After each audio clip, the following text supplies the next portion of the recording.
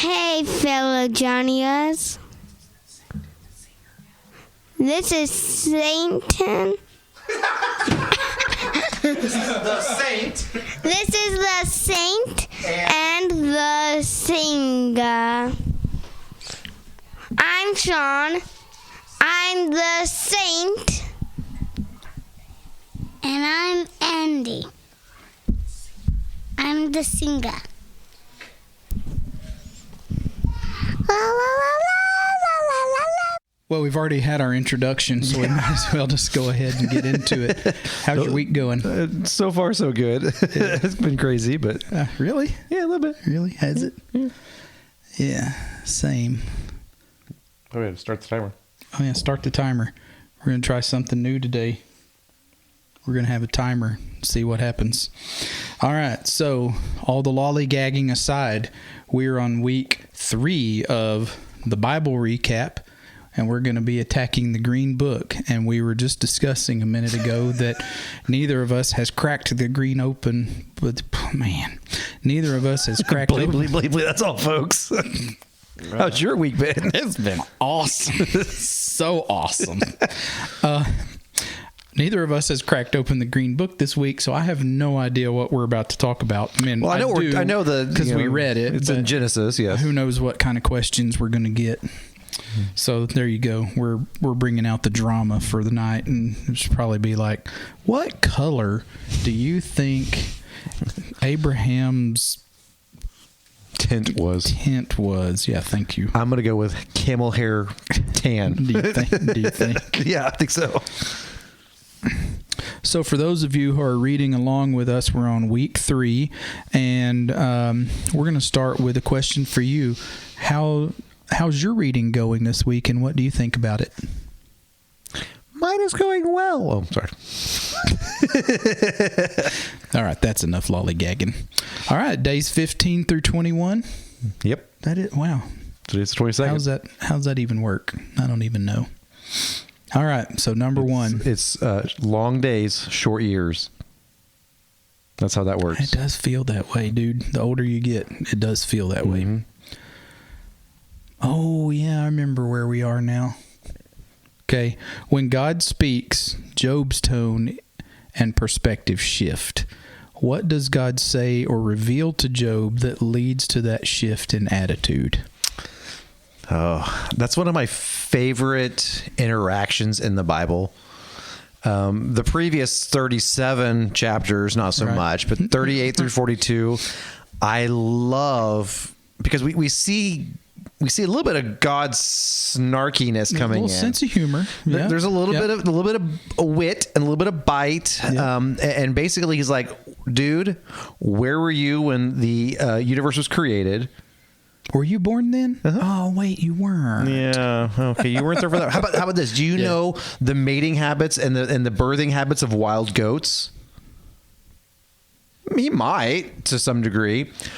But do you understand how rain happens and where the cloud stores that moisture and where snow comes from? Oh yeah, you don't. Okay, then just shut your trap. Yeah. You can tame Leviathan. Okay, cool. No big deal. Yeah. So you could hook him and put a noose around him. Yeah, put a big fishing hook in him and lead him around. Yeah, it's fine. You got this, bro. Yeah, you can go hang out with Behemoth and be all good. Oh wait, you can't. Oh yeah. And it's interesting. He never answers Job's questions that he of to God, because basically it comes down to this: the why doesn't matter. Yeah. All that matters is who you trust. Yeah. It's like, this is me and this is you. I mean, and that's kind of what we all need from time to time, is to have our place in this universe sort of put into perspective from time to time. It's one of the things I like and don't like about going to the ocean. Yeah. It does make you feel very... You can just stand there and go, Especially like this trip we took a couple years ago when we went to Hawaii, and I chartered a 6-hour deep sea fishing tour, and we never got a bite, which was really sad. But it really came into perspective when I went up there with the captain, and we were setting up there, and I started looking at all of his depth finders and fish finders and stuff, and was kind of looking at the beauty. I mean, the color of the water was just the most gorgeous blue you've ever seen. And I just kind of glanced over at the fish finder / depth finder and went, wait, how deep is this water right now? I'm doing the calculation in my in my head, and I'm like, that's basically the distance from my house to work deep. It's like, and we're in a boat that's, is it maybe 50 feet? Yeah, I mean, it's a smaller fishing boat, and I'm like, we're so tiny and we're gonna die. It's like, we sink this ship, they'll never find us. And it, that kind of puts your, maybe I'm not so tough. Maybe I'm not so important. Maybe I'm not so strong. So, I mean, that's the whole point of that interaction, right? Is that you think you know better than me. Well, I know things you haven't even dreamed of and will never dream of. Sure. And, it would maybe do us, we're talking way too much about this, but it would do us some good to remember that when we pray to him. Absolutely. Sometimes I'm one of the worst, flippant about the way we talk to God when we pray, and even in group settings. And I think there might be a place for like some humor in your prayer, because, I think God, Jesus do have a sense of humor, but it would also do us some good to read these last few chapters of Job and have that in mind when we approach the throne to pray, because we are praying to someone who holds power we will never understand, and it would do us some good not to underestimate that from time to time, but in good ways and bad ways. Yeah. But I think you can go too far also, because I think back to one of the, and I forget if it wasn't Elihu, but maybe it was one of the friends says that we are worms. And no, we aren't worms. We are created above the other creatures, and we are the favored creation of God. But that's only in comparison to creation. Compared to God, then yes, we are, our size, our might, our pride is all very minuscule. Yeah. So we just need to know our proper place. Exactly. Yeah. As I put on our sermon on Sunday, He is God and we are not. Absolutely. Do all the promises of God's covenant with Abram sound easy and desirable? From Genesis 15.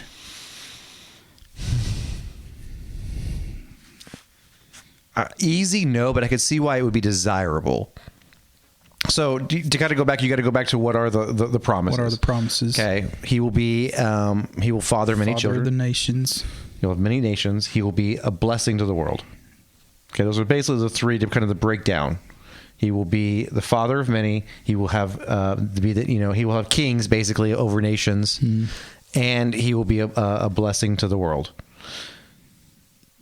There is some pressure that comes from that.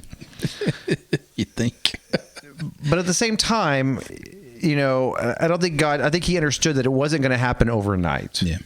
Especially when he really only has one child that is the favored, prophesied child. But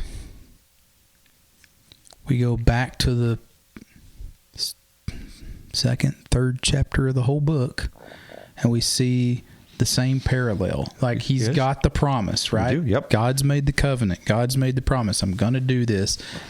Abram says he believes it, and then when it doesn't happen in his time and in his way, they scheme to do their own thing, just like Adam and Eve. Except for this time. Well, no, this time's just one time. They do it, he fathers a child with Hagar, with the concubine or the servant. And so he's done it his own way. And so he has bypassed God's timing and God's plan and God's will to do it. So you're starting to see this pattern emerge in the Old Testament of the fall being retold with just different names and different places, but it's the same story. And that really jumps out at me every time I see it now. Yeah. And you will definitely see it over these chapters when you look at Abraham, Isaac, and Jacob, and the continual doing it our way. Yeah. Abraham's lying and saying that Sarah or Sarai is his sister, which is a half truth. But then forward, you see Isaac say the same thing about Rebecca, which is a full lie, because there is no. I mean, they're not half sisters and half brother. This time they're right, and then you. Cousins. And we're not there yet in this week, I don't think. Let's see. So that's what we're reading this week, so we can talk about that later. But that's the same story, except for it's two women doing it. So it's like doubling the fall, because they both bring their servants to. Well, that's now you're talking about Rachel and Leah. Yeah, Rachel and Leah. Yeah. So he's already got two wives, and then each one of them has a servant that when their children don't come the way they want them to, they send the servants into it. And it's like, good, gracious people. But so I would agree. I think it doesn't sound maybe it sounds easy on the surface. I could see where it would be desirable, but the hard part is waiting and understanding that there's a plan and not trying to bypass that or influence it in any way, which is we are terrible at. Yeah, and the fact is Abraham is 100 years old when Isaac is born, and Sarah is 90 years old. They've waited 25 years for the fulfillment of this promise. That's the hard part. Yeah.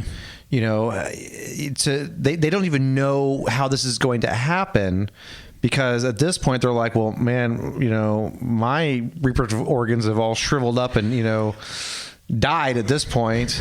They're prunes. It's not her ovaries are Oh wow. Next question. But I mean, seriously, that's what they're thinking. Yeah.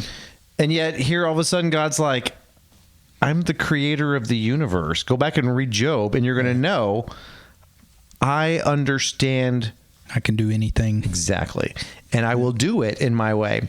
But then you see over and over, you see that, his children and grandchildren. And then you see the people of God, the Israelites, over and over try to do it in their own power, in their own way. And even though they know the blessings, they know the promise, but because they don't see the promise in their own, in what they think is a quick time, they try to do things to make it happen.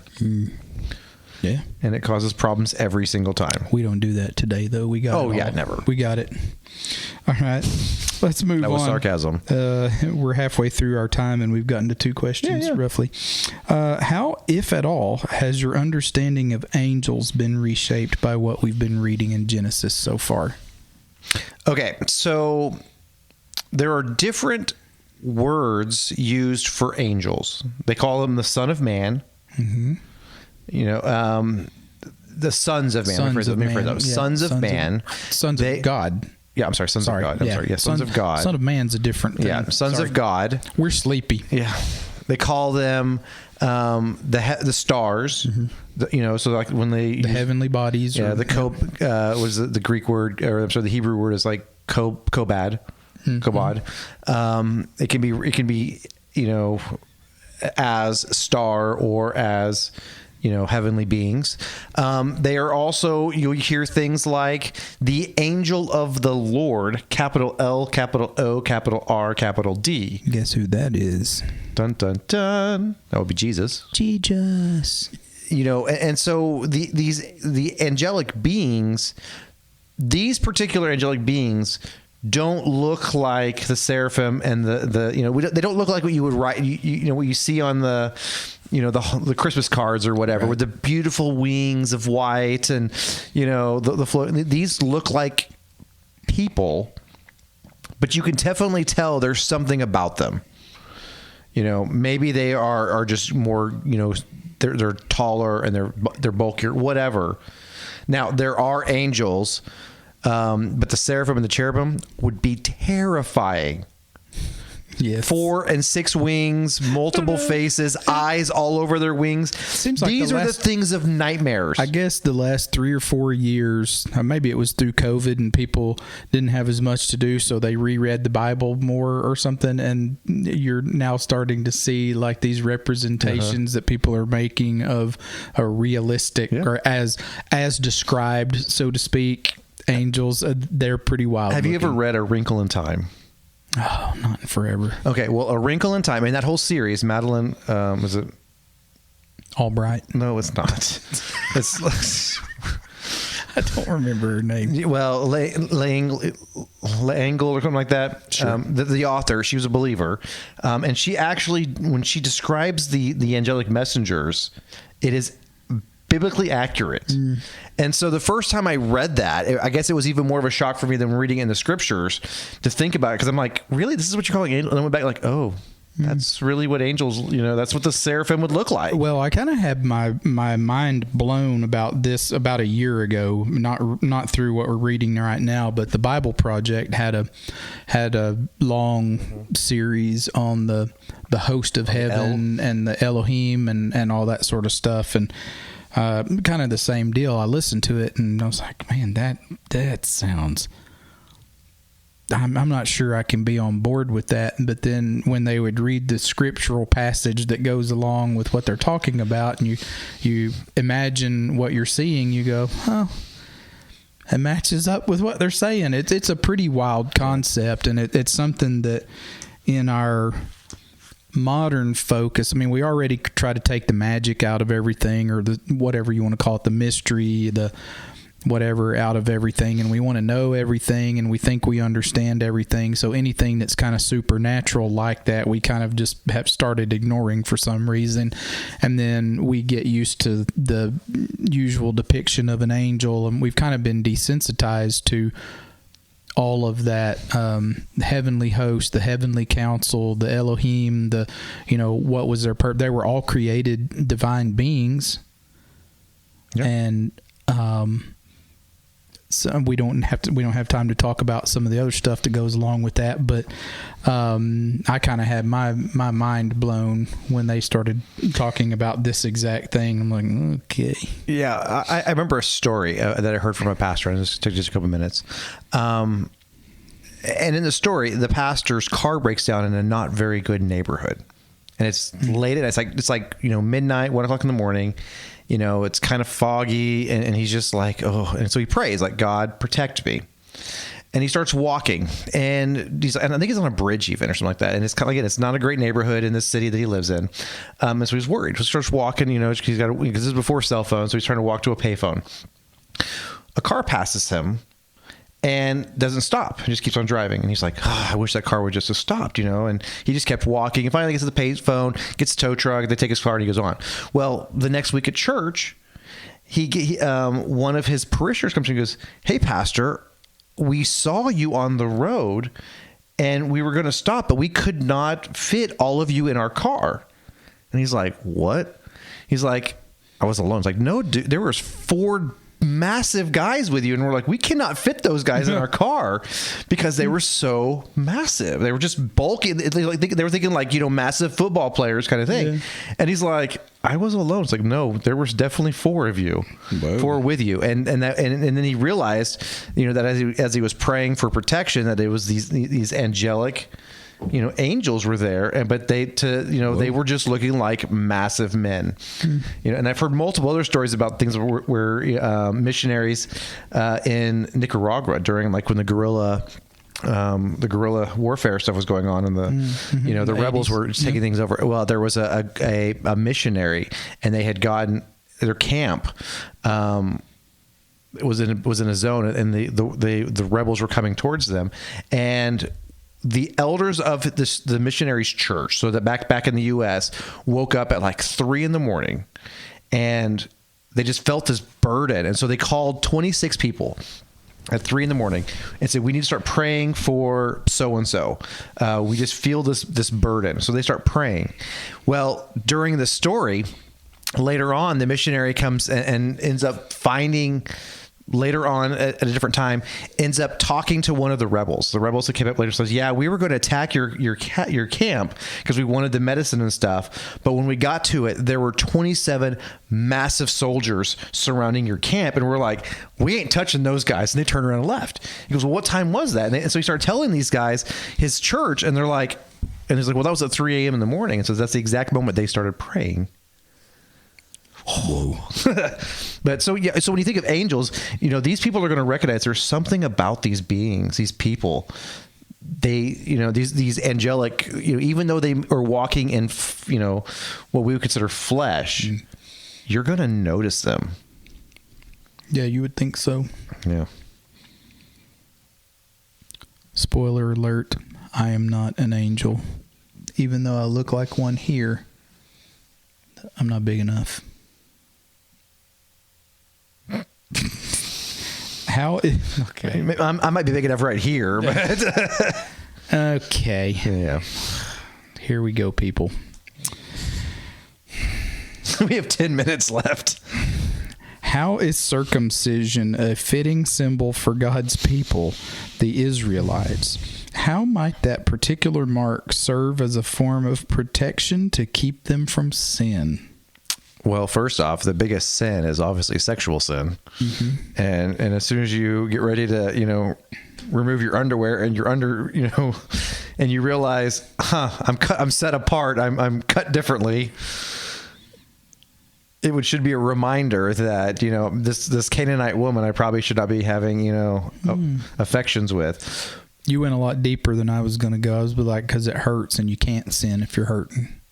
That's only for a few days. that kind of. But here's do you know why? There's a reason why God says for the babies to be circumcised on the 8th day, and it's because on the 8th day is when they will heal the fastest. There is actually scientific proof that I think it's the blood platelets will work the most at 8 days.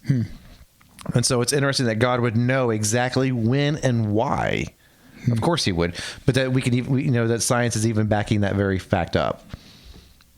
Also, on a slight side note, men that have circumcised penises, the penile cancer is nearly 0%.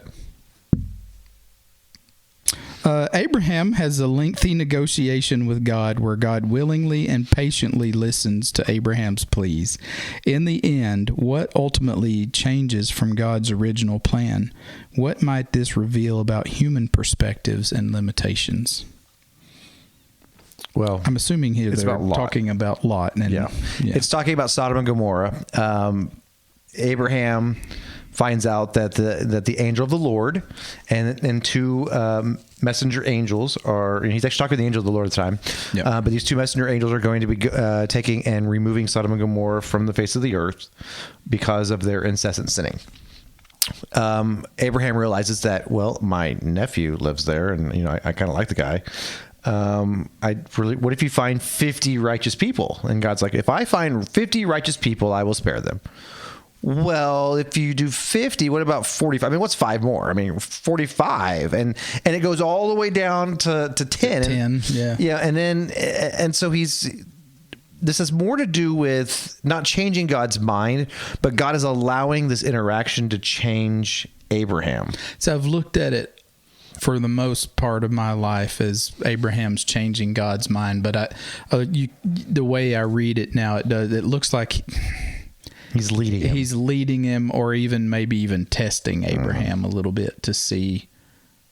I'm not sure that I understand even why he would do that, but that's the way it reads now. It doesn't look like Abraham's actually changing God's mind. It's like he's placating him a little bit, maybe, or I don't know that's not the right word. That's not what I'm looking for, but like leading him in a direction that he's already going to go anyway. Yeah. It's more about Abraham's development and our development than about God needing to change in his mind. Right. Is it more about God revealing something about himself to Yeah, I think there's definitely an aspect of showing his mercy and his grace. And I think that's why when Lot actually is allowed to come out with his daughters, and well, it would have been his wife, but his wife couldn't obey.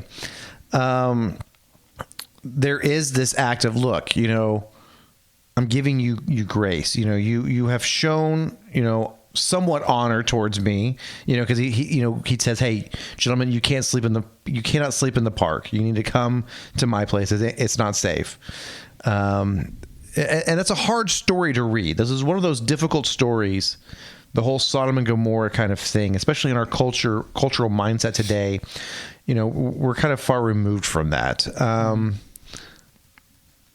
But there's a lot of depth that comes from understanding this, and as we wrestle with this, I think we do begin to understand the nature of God even deeper. He is a loving God, but he's also a just God. Yeah.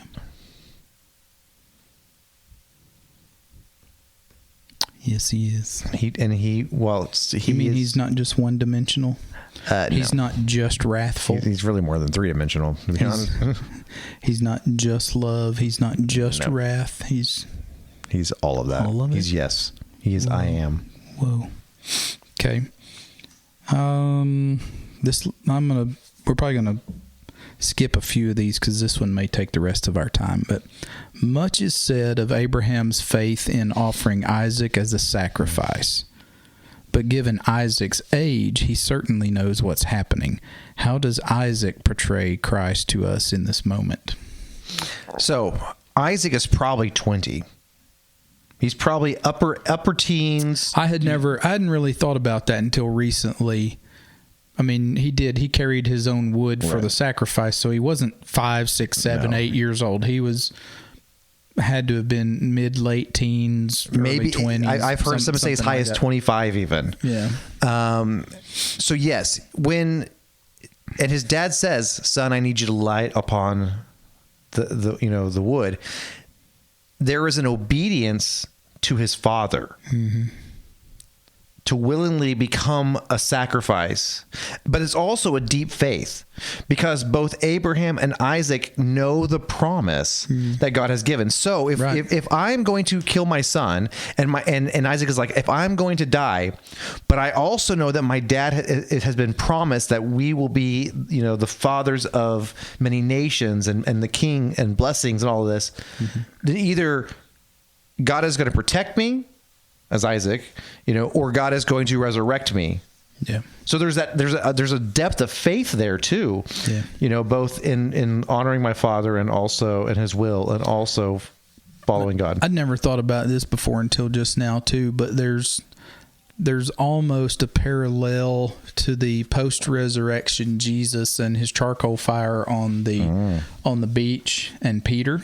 Yeah. Where he offers up Peter the 3 chances to make up for the 3 denials. Well, if you think about it, this is testing Abraham, giving Abraham the opportunity to understand that God's plan is sovereign over his choices. So he gave him the plan to begin with, and he supplanted it and moved around it. Well, now he's got to do this thing, and whether God he has to trust that whether God provides another sacrifice, which he does, or if he actually has to sacrifice Isaac, that God will still complete the plan according to his covenant. Yeah. So he has to have this ultimate trust that God will either provide a sacrifice or provide another way through his power to meet the promise. And that's something I don't know that I've ever delved into and thought about. I'm always like, how does Abraham do this? How does, we always put the emphasis on Abraham, but yeah, the Isaac willingly kind of offering himself up is quite a Jesus parallel. Yeah. And here's the thing though, and I just had this thought too. There's actually 2 parallels of Jesus in this story. The first one is Isaac and willingness to submit to his father. Jesus willingly submit. But the other thing is the other Jesus figure is actually the ram. It is the substitutionary atonement that Jesus becomes for all of mankind. Yep. So Whoa. there's really two Jesus archetypes in this Yeah. that we can take from that. Whoa. Yep. Well, even Abraham, you could still parallel him too, because he's still doing the will of his father. Sure. To the sacrifice of everything he's thought he's Yep. worked towards, I guess. It's a little different parallel, but there's something to be said there. Okay, well, we are running out of time, and I do not want to run out of ones and zeros again, because that's really annoying to have to fix. So we are going to say TTFN, and we hope that you are enjoying the Bible recap.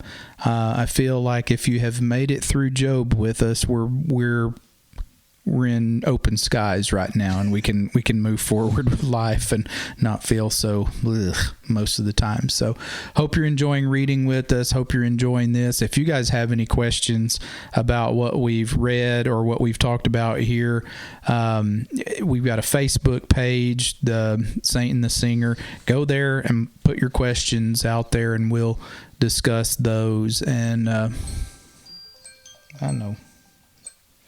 And we'd love to interact with you there. Or you can call us at what? No, I'm playing. Call the church office. Yeah, call the church office, but I'm not giving you my cell phone yet. We don't know each other that well. Anyway, this has been but this has been the Saint and the Singer, and we really appreciate you supporting us. Like, subscribe, do all that stuff, only because it helps us know that you're listening. Put a comment down there and let us know what you think, what you like, what you don't like, what you'd like us to talk about. We're here to goof around for a half an hour every Wednesday, but to also edify you and to bring ourselves into a better understanding of who we are and who God is. So Yeah. We thrive on interaction, so any interaction you want to throw our way, we will take it. So this is Andy, and I'm the Saint. And this is Sean, and I'm a bad singer. That's true. Yeah, it is. It's true. Thanks for listening, guys. My name is Sean Courtney. I'm the pastor at Connection Point Church, and I would like to offer you a big welcome to come join us on Sunday mornings for Sunday school at 9 o'clock. We have adult Sunday schools, we have children and youth Sunday school classes available. Then following that, we have worship where we will sing praises, pray for one another, and listen to Bible study. Encourage you, that starts at 10:15. We are at 700 Sycamore Street in Monette, Missouri. Also on Wednesday nights, we have more small groups following a meal that starts at 5:30. We have men's group, women's group, single moms, children, and youth. Encourage you guys to come and join us. We believe it's very important to be actively involved in the body of Christ, because here, you're family.